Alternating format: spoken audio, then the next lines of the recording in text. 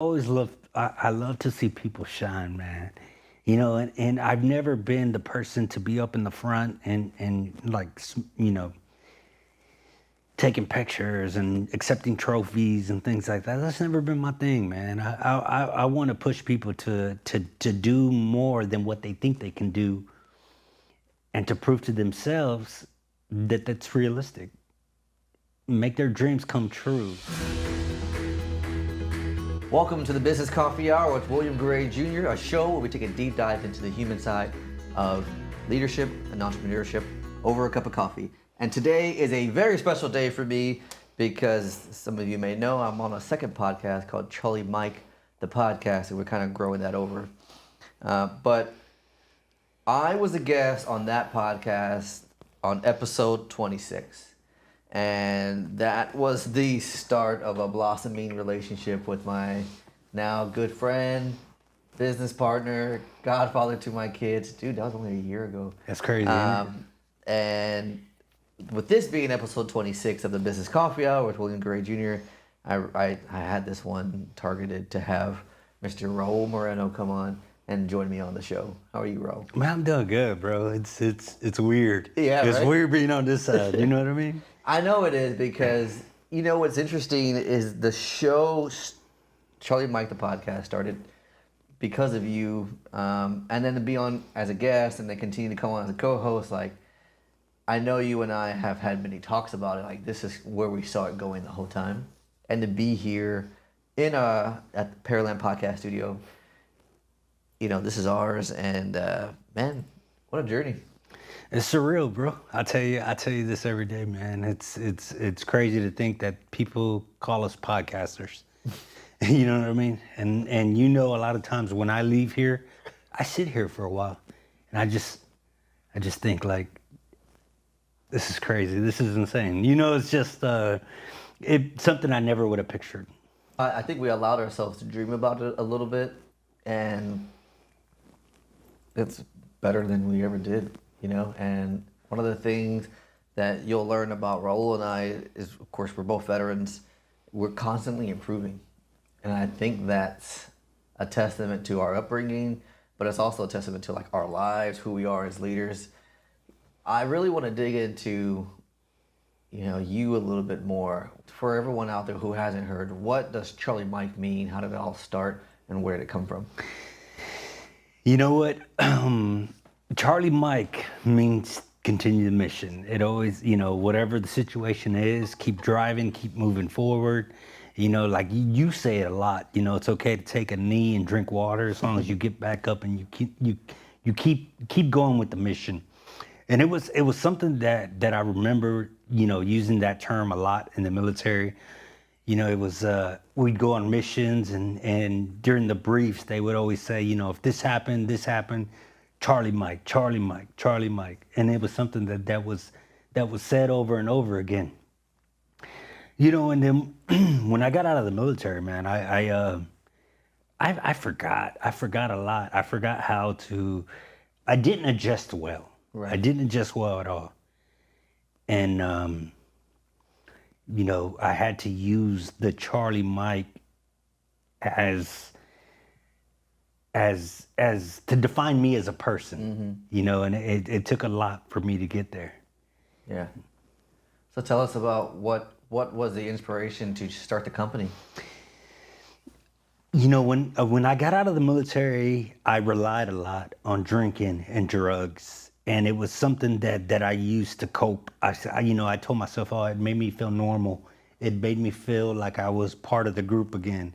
It was something that I did to ease the pain, and not knowing that I was struggling with PTSD, not knowing that I was struggling. You know, all those years in the military, I thought being in pain physically and mentally was right. I thought I was the normal one and everybody else was crazy. And so, you know, it was one night I went out drinking. Actually, this was Veterans Day. I went out drinking, and I got in trouble. You know, I came home, and then I was like, you know, I'm hungry. So I left my house, went to go get some food. I was indecisive about where I wanted to go. So I turned to the one lane and I was like, okay, I'm good. So and then I was like, you know what? I don't want this. I want something else. So I ended up eventually getting pulled over for indecisive lane changing. You know, and this is a true story, man. So I got pulled over. They did the field sobriety test, and I failed it. You know, so he took me in. But all power to you know that everything happened for a reason, and I truly believe that. I truly believe God had a plan for me, and that's the path I needed to go. Because I always say this a lot, and people ask me like, how I learned life lessons is the hardest way freaking possible. You know, if you show me an easy path about something, I'm gonna do the hardest path. I'm gonna go over the mountain, and you know, the pit of alligators or whatever the case may be. That's just the way I learn. So I got arrested, you know, and I was mugshot famous on Facebook. You know, I did all that, and Right, because you were active in the community at the time too, yeah, right? yeah, I was with the local VFW, and you know, I was ashamed, I was embarrassed, I didn't want nobody to know what I was struggling with, and I still didn't, man. So, you know, when I got out of jail, and I came home, and I you know, I was secluded. I hid from everybody. I hid from everything because I was embarrassed. And you know, I really don't talk about all this too much, but I know, bro. so I ended up getting into this program called Veterans Court. Yep. Actually, before that, I was in a dark place, man. I remember, you know, I all my life I listened to music, and music was always my getaway. So I'd close my eyes and, you know, dream about different things and mentally get away. And I was listening to this guy. I had found his music on MySpace when we were in Iraq, and his name was Jeff. They call him Soldier Hard. And I you know, throughout the years, we became friends on social media. We've met each other many times, and he's just a humbling dude. And he had this song called Charlie Mike. So the song was basically a continued mission, you know, and that's what the whole song was about. And one night, it was by chance. I don't know. I was drinking, and you know, I was like, you know, I'm tired. I was mentally, emotionally tired. I was physically in pain. I wanted to end my life. I really did, man. And I remember this because I was laying on the floor, and I was thinking, I was like, you know, after I finish this bottle of liquor, I'm just gonna call it quits. I'm tired. And that's what I had in mind. And this song kept playing, and I kept hearing this song. And I was like, you know, nobody understands what I'm going through. I felt like I was alone in the world. I felt like, you know, everybody was judging me as a person. And in all my life, I always said I didn't, but I always felt some type of way about other people's judgment on myself. And it's not, I don't know why, actually. I really don't know why. But so I told myself, I was like, you know, after I finish this liquor, I'm done. I'm tired. I had the gun. I had everything. And I was like, you know, that's it. And before I finished that bottle, I ended up passing out. And the song kept playing on repeat, man. I think I put it on repeat, and it just kept playing and playing and playing. And when I woke up, I felt different. I felt like, I was like, you know, there's something about last night was crazy. Because what would have happened if I wouldn't have passed out? And what would have happened if I would have finished that bottle of liquor? Because I was ready. I was ready. I felt like I was at peace with everything. I just wanted to be in a different place. And I woke up, and the song was still playing. So a couple of weeks after that, no, it was probably a few days after that, the apparel brand came to me, and I said, I wanted to build this brand on helping soldiers, military or veterans understand that they're not alone, that somebody else is struggling the same struggle, somebody else is fighting the same fight. And I remember that because I remember saying, I never want anyone to feel the way I felt that night. That night I felt alone. I felt like I was by myself. And I know a lot of people have, felt the way that I felt. And I know that now, but at the time I didn't know that. So with the DWI, I ended up getting Veterans Treatment Court. Something you have to apply for, right? Yeah, you have to apply. You have to meet, you have to meet a couple of requirements to be involved. And it's not, a lot of people say, okay, they think Veterans Treatment Court is like a get out of jail free. It's not, man. That's the hardest shit I ever done in my life, because you have to go to counseling. You have to go to, you have to figure out what the root of the issue was. So I ended up going to VA counseling. I did outside counseling. And I found out, I was struggling real bad with PTSD, man. And I realized, that alcohol and the drugs played a big factor in that. So being in this program, I started, you have to be 100% clean, because you can be piss tested at any time. So originally I had started it, and I did it because, I meant sobriety and being clean, because the program made me. So I was like, all right. So, I was 6 months in, and I was like, okay, cool. Year came, time to graduate came, and I remember hearing the person speak at the graduation. No, my first graduation I went to, it wasn't mine, but when you're a new recruit into the program, they make you go. So I was there watching the guys graduate and things like that. I was like, oh, that's cool. I said, man, it'd be cool if I was, if I could speak to one of these guys one time like that. And so I graduated. And like a month later, they called me and said, hey, we want to know if you'll speak at the next graduation. And I was like, what? Me? Why me? And, I think I made the best out of everything. So let me tell you, I just hit 4 years sobriety. Yeah. And I'm clean and sober, and it's been the best 4 years of my freaking life, man. I met you, I met your family, I've achieved so much in that 4 years, and it's just surreal to think about everything, man. To where I started, to where I was.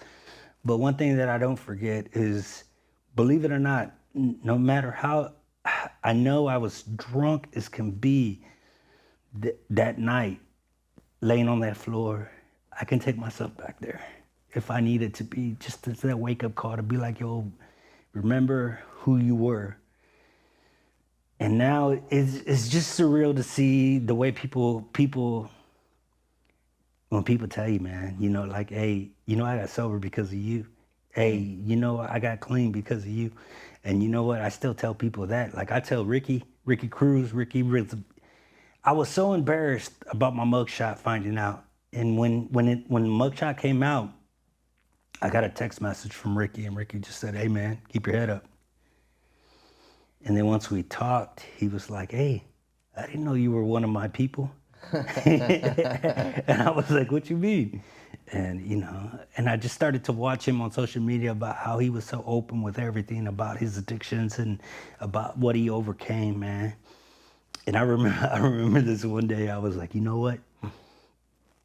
I'm tired of living for other people. I'm gonna live for myself. I'm gonna be happy with what makes Raul happy. And I'm not gonna try to put a front on for anyone else, So I was like, you know what? I did it. I posted my mugshot, and I posted a picture of me now. And I posted them side by side. And I put it on social media. And I was like, this is who I was. This is who I am now. And, believe it or not, that was like that was like the world coming off my shoulders, man. I felt like after that, I felt like I was like, I can breathe. And I think that was an adjustment that I needed to do or to make. Yeah.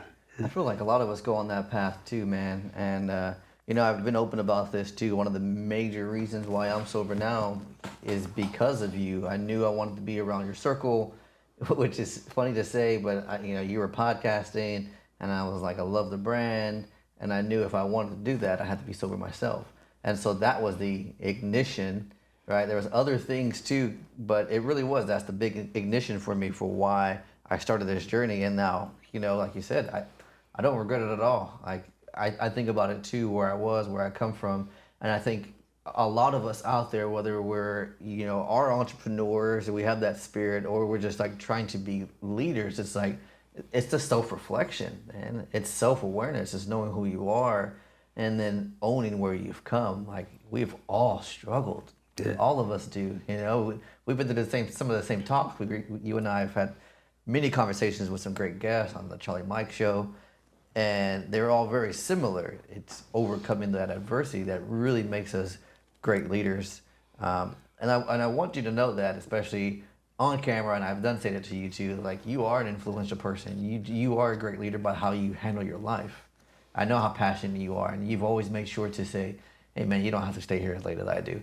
And I'm like, yeah, I know that, but it's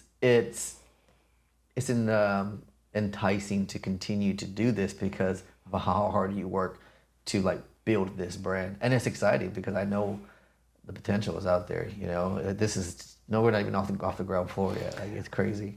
And I'm gonna tell you, man, you've taken this thing to another level, bro. You really have. I'm blessed. I'm honored. It's just, I'm telling you, man. I'm constantly smiling, bro. Yeah. I'm happy. I'm happy. So for somebody listening, when it comes to starting a business or becoming a leader, do you have any advice on where to start, or if somebody's scared or afraid to admit their faults, how do we handle something like that? Okay, man, there's a lot. Well, I think I said it on another podcast too, and I'm gonna say it again, man, is you can change at any age, bro. You can change at any age. You don't have to be a certain age. What do they say that you can't, can't teach an old dog new trick? Yeah. So I changed my life at 36, 37 years old. You can be in your 40s, you can be in your 20s, you can be in your 30s. As long as you find that reason, your purpose. Find a mission. Find something that you love to do. Find something that you're passionate about and do it. You're gonna have thoughts of, man, maybe I can't do it, but just don't quit. Keep driving. Charlie Mike, you gotta keep it up, man. Keep going. Everybody's got a purpose in life. Live it to the fullest. And if you got a dream, man, pursue it, man. Pursue it. Like even if it's, but you got to put in the work, though. You got to put in the work. That shit, excuse me, it just ain't gonna come to you. Mm-hmm. You got to put in the work. You got to hustle. You got to want it. You got to be your biggest fan. And I was for the longest time, man. When we started this, I didn't ever think that they would be here. Podcasting, bro. I was doing a shirt brand. A mission statement was to, if we can save any veteran or any first responder from committing suicide, our mission is complete. Bro, we completed that. And then some. We've gotten the DMs, we've gotten the text messages, we've gotten the emails that said, hey man, you saved my life, thank you. And no amount of money will ever replace that feeling, because that's what it was about. And I think there's a lot of lessons too when it comes to the struggles that you were facing. you built a brand around that, right? And so, I mean, I read a lot of books. A lot of the things they talk about is like, what's the problem that you can solve? Like, we have this huge, big mission at Charlie Mike to make sure that no one feels left alone, and like no one is like everybody, but it's like, it's not saying that everyone at any time you're never gonna feel alone, but it's like if we could just make one person not feel like they're alone, like you did at that one time, then we are accomplishing our mission. Like that's in line with us, and we've had many folks come through our doors too, and it's like helping them understand and share their message is a passion of ours. Has that always been a passion for you to hear like stories the way they are and like encourage others? Encouraging others has always been a thing for me. I love to see people shine, man. And I've never been the person to be up in the front and like, taking pictures and accepting trophies and things like that. That's never been my thing, man. I want to push people to do more than what they think they can do, and to prove to themselves that that's realistic. Make their dreams come true. And I think that's why I love doing what we're doing right now, man. This whole thing, people come in here and be like, I have an idea. I said, let's make it reality. You know what I'm saying? Let's make that dream a thing. How many podcasts have we seen grow already? Man. It's amazing. It's freaking amazing, man. And that, like that, watching other people is like, okay, I'm gonna tell you this, and this is a guilty pleasure of mine.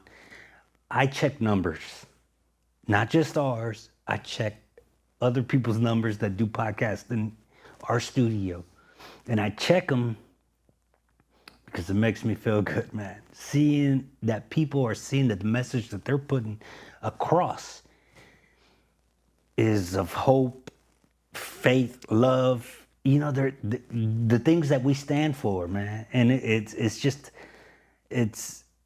we're blessed, and I feel like our mission is far from over.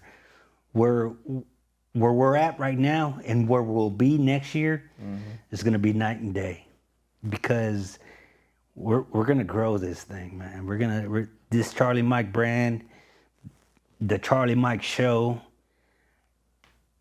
it's gonna, I feel like there's no limits. There's no limits. If y'all come in here and y'all check out the podcast studio, you're gonna say the same thing everybody else says. Wow. We didn't expect it to be this nice, or we didn't expect it to be this big. That's a huge thing. Yeah. What did we had John Smith on the other podcast today, and he came in, he goes, y'all talk about upgrade. Yeah. Yeah, man. Even if you were a guest before, just in the beginning, even on this show, if you look at the beginning when we first had the mayor on, we've upgraded cameras and lighting and sound, and it's just like that's what it's about. It's always getting better for us, and it's a statement to you and to who you are. Like you said, for me as someone who likes the camera, it's me for someone who likes going out and doing that. It made a lot of sense for a great partnership, because it's not like I'm looking for the shine, right? It's just naturally finds me, And what did I tell you when we started this thing? I said, man, go out there, man, do this thing. I said, just let me sit back here and chill. Yeah, no kidding. One of the things that somebody said on a different show was like, you guys are so caring, you guys are so nice when you came in. You were encouraging. How do we make that a thing for our brand? Like what are some ways that we go about doing that for Charlie Mike or the studio? It's who we are, man. It's what we stand for. It's something that we practice every day. You come in with one side and it's weird, because we really fit well together, and people think that we've known each other all our lives, and it's not the case. We're just the yin and the yang. So I think we both have the same mentality where we want to see other people successful. We know them being successful is gonna help us be successful, even if it's not a monetary thing. Just watching them and seeing you grow just in this amount of time has been amazing, man. It's something that I'm proud of. You know, I always say it's kind of like, this sounds stupid, but I'm gonna tell you anyway. It's like a dad watching his kid hit the home run at the baseball park or something like that. It's awesome for me to see you up there giving classes, doing the things that I know, and that's why I push you a lot, man, because I know that you can do more. I see you doing motivational speaking in big arena type things. I see that, and that's one thing that you're very passionate about is, bro, you can motivate anyone to do anything, and even the things they don't want to, even. That's the point, right? Yeah. So I'm blessed to have you guys along for this ride. And I'm not taking it for granted, man. I kind of, like I say it too, if I'm dreaming, man, don't wake me up. Yeah. Let me live this. Well, man, I appreciate it. I've enjoyed this ride too. You know, there's been a stretch of like 4 or 5 days maybe we haven't seen each other, and it's been weird. You know, it's like, man, I haven't gone that long without being around. So it's been a lot of fun. I want to say thank you for bringing me along on the ride. You believe it in me too. It goes a long way. You know, we all have things that we struggle with. That's one of the things that I struggle with too. It's constant development, and I've gotten a lot better since knowing you. Yeah, right. you Since being around you. So that's the decision that I'm glad I made. And as you know, because Raul is usually recording these for me, I have 2 last things for you. First, how can someone follow along with you? What are your calls to action? How can they get involved with what it is you do? Call to action. Call to action is find a mission, find your purpose, find something that you love and do it, do it well, whatever it is. You know, if you, and if you want to support and you don't do podcasting, check out CharlieMikeMilitaryApparel.com and buy something. But and follow along with me on I mean, if you like, Facebook, Instagram, Raul Moreno. That's it. Yeah, well, I appreciate that. I know. Raul is he's got a good following, man, and I really like what you're posting lately too. You know, because our socials we run ourselves. The Charlie Mike stuff, Jelly's running it, so we're giving her our input and growing that brand. So it's always encouraging to see you do, and make sure you follow along with the story because I'm always putting them out there on Yeah. So my final question, right? At the end of the day, one of my big sales for podcasting is like this. These are things that can last forever, right? So what are 3 life lessons that you have that you want the viewers, that your daughters, those who follow, those who see, those who watch, to take home? Life lessons. 3 life lessons. One is, regardless of what you think, you can do it. That's definitely one. If you have a dream, chase it. Regardless of the amount of work you have to do. Man, always love yourself. Always love yourself. And it's okay to be happy. It's okay to be happy. Man, Hakuna Matata. Yes, I was hoping you'd bring it up. Hakuna Matata. There's something I live by, and I'm proud of it, man. Control what you can control, and the rest. No worries. No worries, baby. Yeah. Raul, thank you, man. Again, this has been a distinct pleasure of mine. For those if I haven't mentioned it on this show, part of the reason why it is called the Business Coffee Hour with William Gray Jr. is because Raul made sure that this was mine. This was something that I wanted to do. He was like, "This is going to be yours. We're going to put your name behind it," and it's been fun, man. It's been fun. I'm excited for the next episodes, and I really want to thank you and acknowledge you for, man, pouring into me. Yeah, that's a good one. Pouring into me, right? Like, I can see how full your cup is now. I'm glad you share some of that joy with me. And for you out there, I want to say thank you. If you haven't been told, you are loved, you are enough, you're stronger than the problems that face you. If you need a helping hand, reach out. We kind of tiptoed into some deep secrets, the struggles of humanity. If you're in trouble or you need help, 988 is a line. If you're a military veteran, press 1. you can call or you can text that number. It's 988. Be sure to follow along, subscribe, share, leave a comment. Let us know how we're doing. If this impacted you, we'd love to know. And as always, I love you guys.